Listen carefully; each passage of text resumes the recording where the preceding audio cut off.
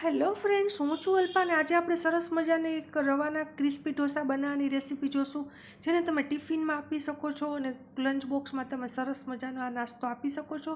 તમે T time સ્નેકમાં પણ આ બનાવી શકો છો ફટાફટ અને 15 મિનિટમાં બની જાય છે. એના માટે મેં અહીંયા સૂજી લીધી છે 1 કપ જેટલી, એને મિક્સરમાં ક્રશ કરી લીધી છે અને ત્યાર પછી એના ચોથા ભાગનો અહીંયા મેં થોડોક ઘઉંનો લોટ લીધો છે, જેનાથી બાઇન્ડિંગ ખૂબ જ સરસ આવે છે, ઢોસા ફાટતા નથી કે તૂટતા નથી. અને ત્યાર પછી જેટલો આપણે સૂજી લીધો છે એટલું દહીં એડ કર્યું છે અને સરસ મજાનું મિક્સ કરી દીધું છે. આ રીતે તમે જોઈ શકો છો. અને ત્યાર પછી મને આ મિક્સર થોડુંક ઢીલું કરવા માટે મેં એમાં પાણી એડ કર્યું છે અને ત્યાર પછી એમાં આ રીતે ચપટીક મીઠું એડ કરીને આપણે એને 15 મિનિટ માટે ઢાંકીને રાખી દેવાનું છે.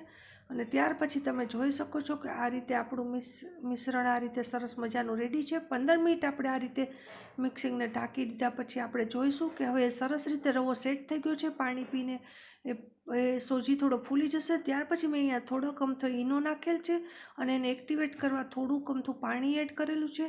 તો આ રીતે આપણું આ મિક્સિંગ, જેમ આપણે પેલું દાળ અને ચોખા ઓલા ઢોસા બનાવીએ છીએ એ રીતે જ આપણે આ કરવાનું છે ને. એક નોનસ્ટિક પેન લીધી છે, એને તેલ વડે ગ્રીસ કરી લેવાની છે.